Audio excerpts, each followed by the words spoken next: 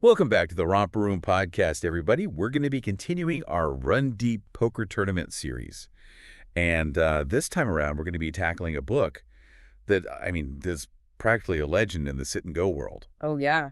Colin Moshman's Sit-and-Go Strategy. Expert advice for beating one-table poker tournaments. It's a classic. Yeah, this is a big one. And what's interesting about this book, it's not just about, learning which hands to play pre-flop and, all that kind of stuff. Right. It really digs into, like, the mindset that you need to have for sit-and-goes, which you don't necessarily get from cash game strategy books. Okay, so you're saying there's a different approach to a sit-and-go as opposed to just a regular cash game? Yeah. Definitely. I think Moshman makes it very clear that understanding the value of your chips in a tournament is completely different from a cash game. Right. Like in a cash game, a $10 chip is always worth $10. Yeah. But in a tournament, it gets a lot more complex. Okay. I'm intrigued already. So you're telling me my stack of chips isn't just a direct translation to cash value? Exactly. So, like, let's say you're playing a $10 buy-in tournament and you've got a 1,000 chip stack. Okay. Right? It's tempting to think like, oh, I've basically got $10. Right, yeah. But the thing is, in a tournament, each chip's value fluctuates as the game goes on. It depends on the blinds, how many players are left, your position at the table, all these different factors. Right. And Moshman calls this tournament equity. Tournament equity. Yes. That sounds pretty high level. Can we break that down just a little bit more for the listener? Yeah, sure. So imagine a player in a tournament who just constantly goes all in on a coin flip. Okay. Right. Their chip count might go up and down, but their average expected value over time would be 0. Right. Because they have a 50-50 chance of winning or losing. But here's the catch. Their tournament equity could still be significant. How so? Because even if they lose a few flips, they're still in the game and they still have a shot at finishing in the money. So that's kind of the difference. So even if I'm making kind of a risky play and I lose, there's still a chance that I could come out ahead in the long run. Exactly. Interesting. Yeah, tournament poker isn't just about winning individual hands. Right. It's about maximizing your chances of going deep and cashing in. Right. And what's interesting is he shows how a hand with higher equity, meaning like a better chance of winning, might actually have a lower expected value in the grand scheme of the tournament. Okay, that is a poker paradox. Yeah. I think we need an example to really drive this point home for the listener. Yeah, sure. So let's say 2 players go all in pre-flop. One has pocket kings. Okay, strong hand. Super strong hand, right. The other has ace queen. Okay, a little bit behind, but still playable. Right. Not as powerful, but decent. Now, the kings are likely to win the hand most of the time. Right. But there's a catch. If the ace-queen does win, it will likely be with a straight or a flush. Ah, I see. So they scoop a massive pot. Right, so even though the kings might have the equity edge in that one particular hand, the ace-queen, because of the potential payout, actually has a little bit higher expected value. Right, because of the potential for a huge payout. Sometimes it's better to be the underdog with the potential for a knockout punch. You got it. I like it. Okay, so Moshman's already making me rethink everything I thought I knew about poker. But he challenges conventional wisdom for sure. Okay, so I see how the strategy for a sit-and-go has this whole other layer of complexity. And this is just scratching the surface. That's good. But before we go into the, specific stages of the game and all that, there's another key concept he highlights that I think is really helpful. All right, lay it on me. It's the idea of pot odds. Pot odds. Okay, I've heard of this before. Yeah, you probably have. But he really breaks down how crucial it is in a tournament setting. Okay, I'll admit sometimes the math at the poker table. It can get. Yeah, it makes my head spin.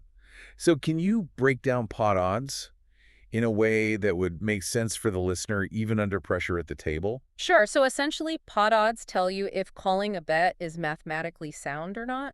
Okay. So let's say you're in the low blind and the big blind raises to 450. All right. To figure out your pot odds, you first look at the total amount already in the pot, which includes the blinds and the raise. So that's 600 in this case. Okay. Then you add your call amount, which is another 450, bringing the total to 1,050. Right.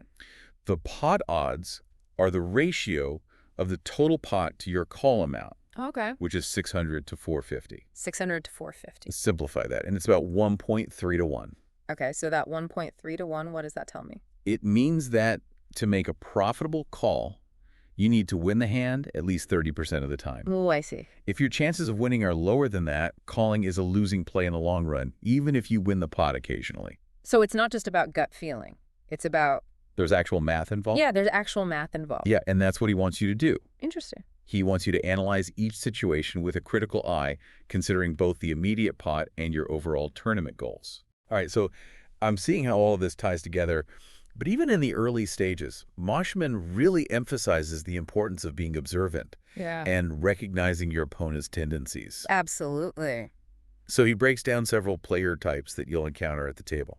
Right. You got your loose cannons who will play any 2 cards. Right. You've got your tight players who only go in with the premiums Yeah. and everything in between. I've played against all of them. We all have. Yeah, and we're going to be diving into those player types in the next part It's good. of this deep dive. Awesome. Stay tuned. So you know all those different player types we talked about. Right. Understanding them is crucial, especially in low blind play. Yeah, I mean, I can picture them all at the table right now. Yeah. You know, you get the guy who's over there splashing chips around, and then you get the guy who's, like just sitting there waiting for aces. I've definitely played against my share of those. We all have. So, we know their tendencies. Yeah.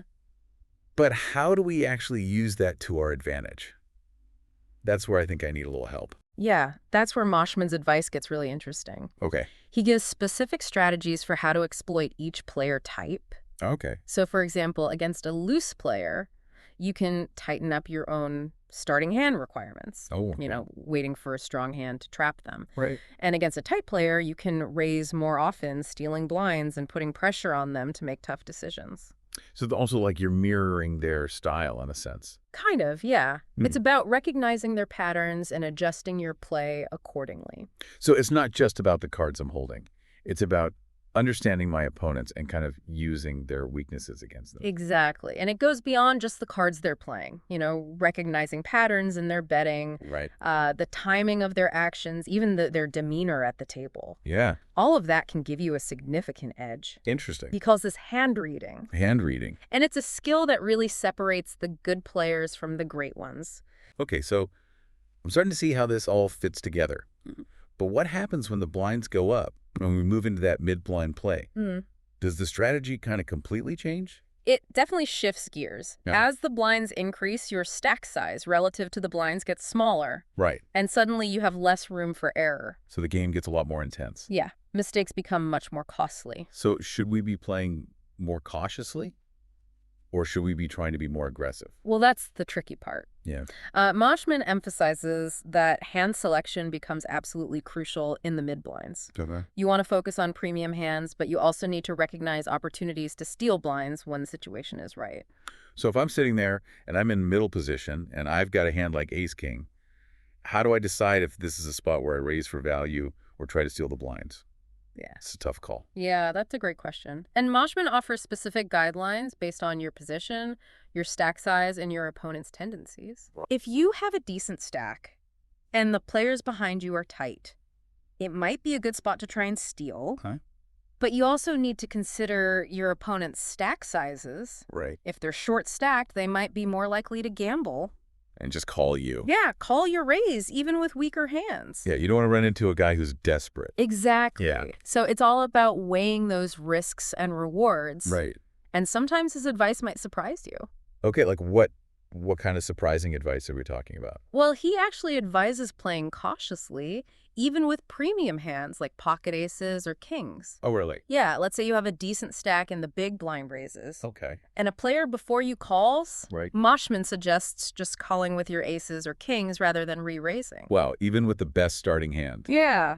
That goes against everything I've ever learned. I know it's counterintuitive. Right. But he explains that in that situation, there's a good chance that either the big blind or the other caller already has a strong hand. By just calling, you control the pot size, Right. and you avoid a potential three-way all-in situation where you could lose everything. Oh, so you could be the best hand going in and still get knocked out. Exactly. It's about picking your spots and maximizing your chances of winning a big pot when the opportunity arises. So even with aces, patience is key. Yeah, sometimes. Wow, okay, that's a tough one to learn. It is, but it's all part of the game. So we've talked about low blind play, mid blind play. Mm-hmm. Now I'm getting nervous just thinking about high blind play. I know that's where the pressure's really on. Yeah, this is where dreams are made and crushed. It's the survival stage of the tournament. Every decision feels like it could make or break your whole tournament run. Yeah. And that's where Moshman introduces his fundamental theorem of sit-and-go high-blind play. Oh, this is like the survival guide? It's the survival guide for those late stages. Okay, I need the survival guide. Tell me everything. What is this theorem? Well, it consists of 3 key conditions. Okay. Never be below yourself. Okay. Be the last to get blinded out. Sorry. And 3, be to yourself. All right, hold on. There's a lot there. Yeah. Can we break each of those down? Just starting with never be below yourself. What does that even mean? It basically means avoid being the shortest snack at the table. Okay. You never want to be the most vulnerable player, Right. the one who's forced to go all in just to stay alive. You don't want to be the low-hanging fruit. Exactly. Right. And the second condition, be the last to get blinded out. I mean, that's pretty self-explanatory. Yeah. Full to live another day. You want to survive as long as possible, even if it means folding hands that you might normally play. Yeah. And then the last condition, 3BB to yourself. 3BB to yourself. What is that all about? This one's about having options. Okay. He says you should always try to keep at least 3 big blinds in your stack. Okay. Once you fall below that, your moves become extremely limited. Right. You're basically forced to shove or fold every hand. So it's all about maintaining a fighting chance, even when the blinds are eating away at you. Exactly. It's about strategic survival. And what's fascinating is he shows how to apply this 3BB rule, even when you are the short stack. Okay. He gives examples of how to use your position and aggression to steal blinds and build your stack back up. All right, so he's giving us the tools to fight back even when we're on the ropes. Exactly. Like it. He doesn't want you to just give up. Yeah. He wants you to fight for every chip. Okay, so high blind play is all about, kind of being smart and knowing when to pick your spots. Exactly. And what's great is he doesn't just lay out these rules. Right. He walks you through specific hand examples, showing you how to adjust your strategy based on your stack size, your opponent's tendencies, and the overall tournament situation. So he's not just giving us the playbook, he's also kind of showing us how to call the right plays. Exactly. But I love that about this book, that it's not just theory, it's like actual practical advice. Yeah. That we can take to the table. He wants you to not only understand the concepts, but to internalize them, so that you can make those tough decisions instinctively when the pressure's on. Okay, I feel a lot more confident about tackling those high-pressure situations now. Good. But I am curious. We've talked about all this strategy for different stages of a sit-and-go. What about just overall improving our sit-and-go performance beyond just the individual hands? What can players do to kind of up their game? Does Moshman cover that as well? Oh, absolutely. That's where the career play section of the book comes in. Oh, okay. This is how we take it to the next level. Yeah, he goes beyond in-game strategy Yeah. and dives into the mindset and habits of successful sit-and-go players. Oh, all right. So we're not just talking about the hands we're playing. We're talking about like our overall approach to the game. Exactly. He covers topics like bankroll management, table selection, Right. even using poker tracking software. Okay. He's basically giving you the blueprint for building a successful poker career. Okay, so this is getting really interesting. Bankroll management always seemed like a boring topic to me, but I guess it is important. Oh, it's crucial, especially in sit-and-goes. Okay. He makes it clear that tournaments can be a wild ride. Yeah. You can go on these crazy winning streaks, but you can also experience some brutal downswings. Yeah, I know all about those. We all do. Yeah. And so it's all about protecting yourself from those inevitable downswings. So you're not betting your rent money on one tournament. Exactly. It's about sustainability. Right. He wants you to play within your means and build your bankroll gradually so that you can move up to higher stakes when you're ready. I'm sold on bankroll management.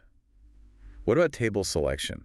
How does that play into a winning sit-and-go strategy? Table selection is all about maximizing your profit potential. Okay. He says you should be actively looking for tables with weaker players Okay. and avoiding those filled with sharks. So you're scouting out the competition before you even sit down. Exactly. You want to find tables where you have a statistical edge, Right. and that might mean being patient and waiting for the right opportunity rather than just jumping into the first available seat. I never really thought about table selection strategically before I kind of just jumped into whatever game was open. But being intentional about who you're playing against Right. can make a huge difference in your long-term results.